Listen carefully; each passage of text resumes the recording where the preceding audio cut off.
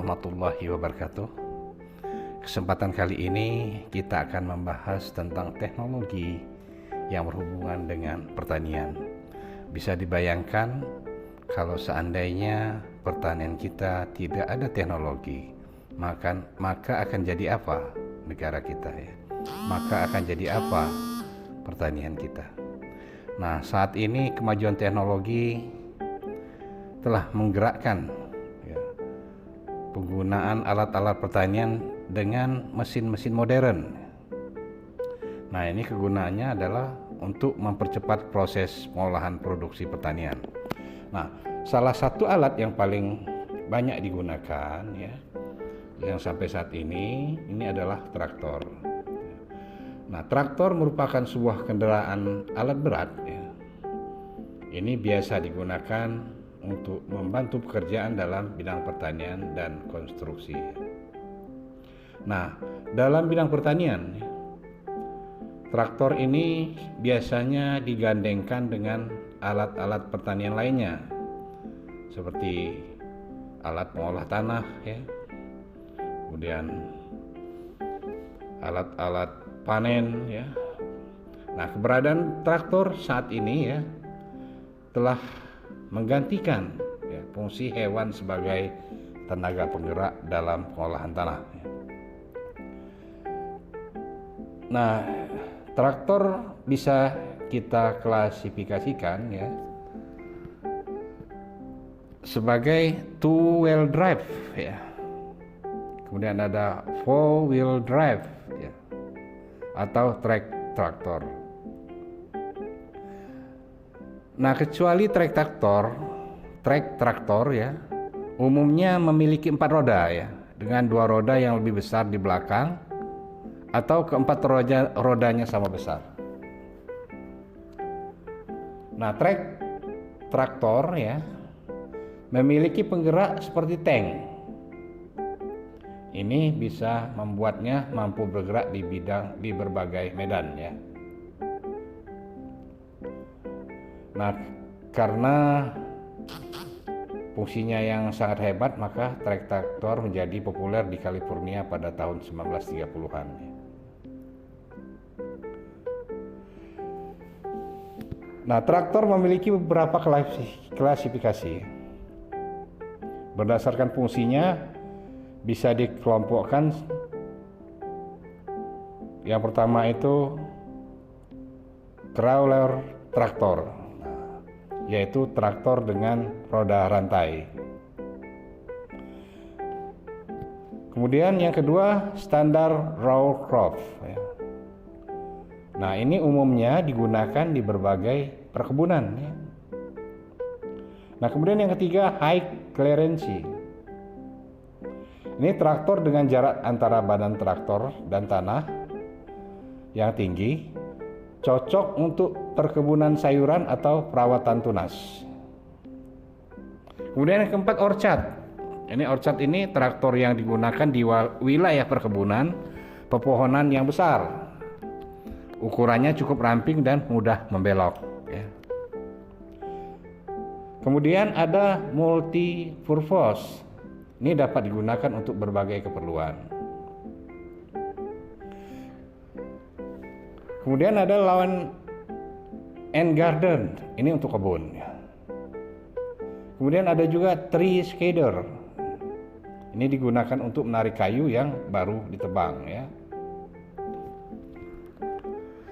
Kemudian ada skid steer loader memiliki loader di depannya Kemudian ada juga four wheel drive wheel from steering wheel.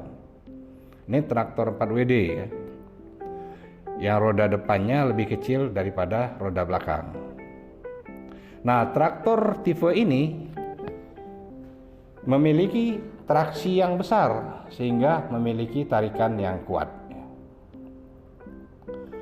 Nah, kemudian yang terakhir, four wheel drive with equal size wheel and articulated steel framing. Roda depan dan belakang traktor ini sama besarnya. Ini bisa digunakan untuk lahan yang berat. Nah, traktor juga bisa kita klasifikasikan ya berdasarkan daya penggeraknya. Yang pertama, traktor mikro. Ini dayanya lebih kecil dari 17 HP ya. Kemudian yang kedua, traktor mini. Dayanya 17 sampai 29 HP. Kemudian traktor sedang, dayanya 29 sampai 60 HP. Kemudian traktor besar, dayanya 60 sampai 107 HP ya. Nah, kemudian traktor sangat dengan daya besar, ini lebih besar dari 107 HP. Nah, itulah beberapa bahasan kita tentang traktor. Nah, sekarang kita lanjutkan di alat-alat yang modern juga, ini tentang mesin penanam padi atau kalau bahasa Inggrisnya itu rice transplanter ya. Nah, alat penanam padi atau yang disebut juga rice transplanter ya, ini merupakan suatu alat tanam padi yang masih baru bagi petani Indonesia dalam penggunaannya. Nah, tetapi kalau di barat sana atau di negara-negara maju ini sudah banyak yang dipakai. Di sana tidak asing lagi bagi mereka. Ini penyebabnya kenapa? Karena jumlah tenaga kerja yang semakin terbatas ya. Dan untuk mengimbangi hal tersebut ya, maka dibuatlah alat tanam agar kegiatan pertanian dapat berjalan dengan baik dan lancar ya. Nah, ini gambarnya ya, banyak ya mesin penanam bibit padi ya.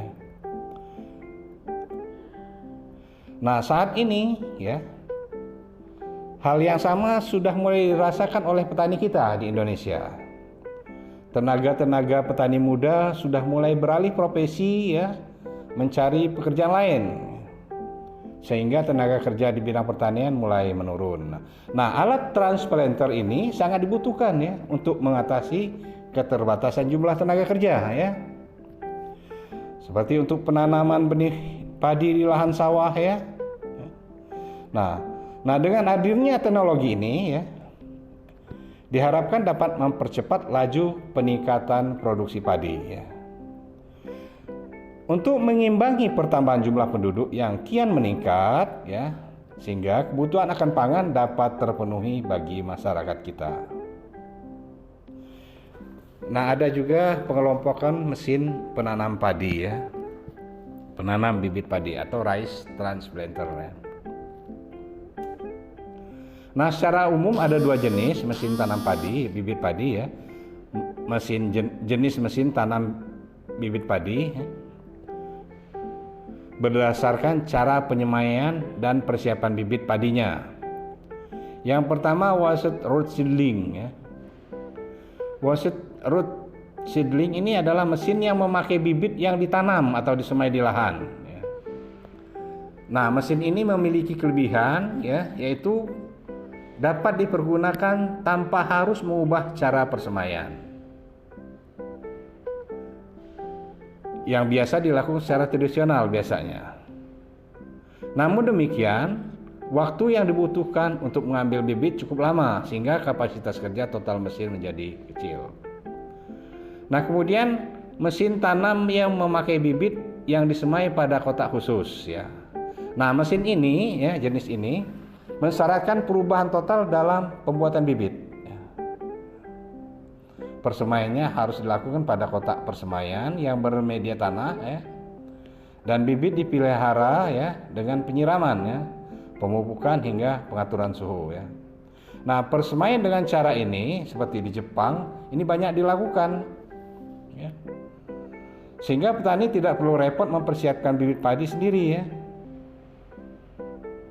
Nah, penyemaian bibit dengan cara ini ya dapat memberikan keseragaman pada bibit dan dapat diproduksi dalam jumlah yang besar. Nah, mesin ini dapat bekerja lebih cepat, akurat dan stabil ya.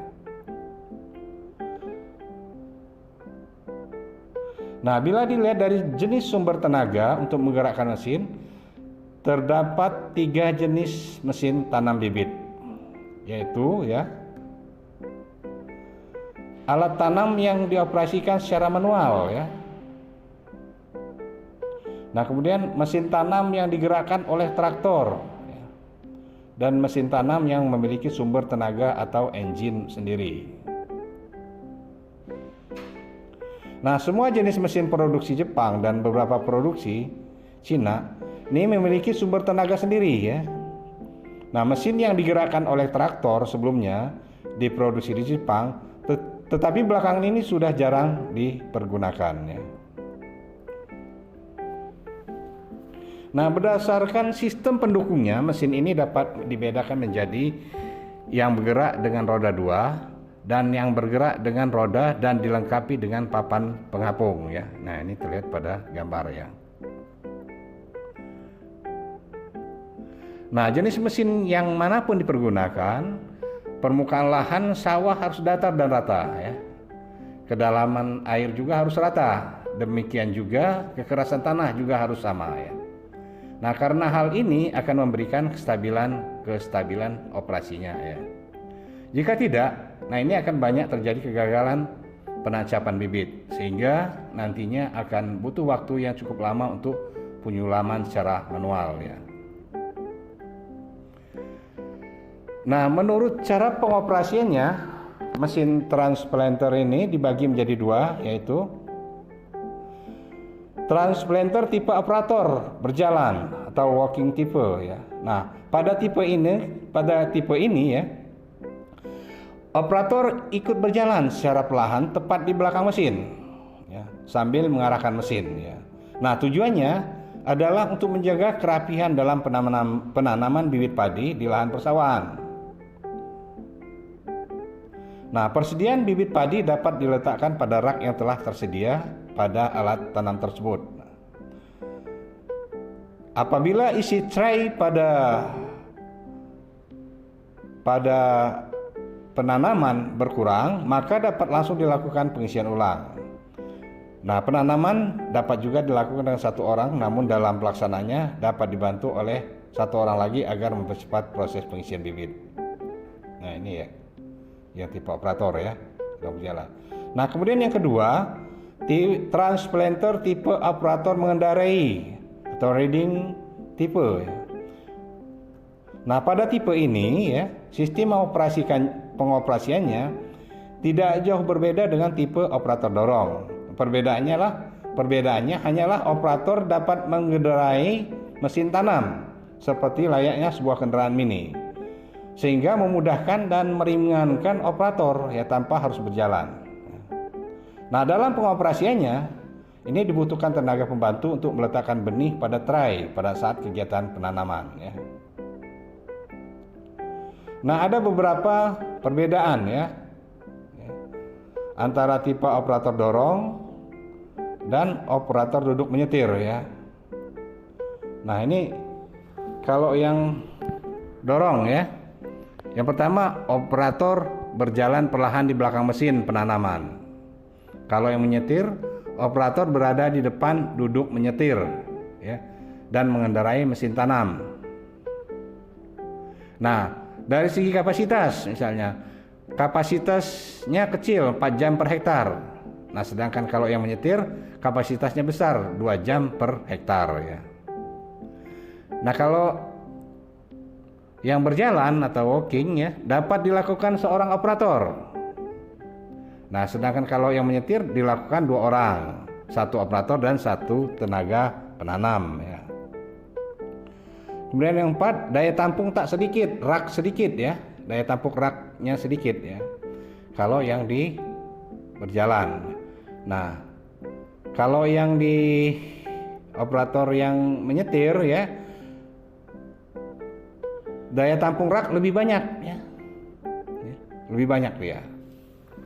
Nah, kemudian dalam satu baris terdiri dari 1 mata alat tanam ya.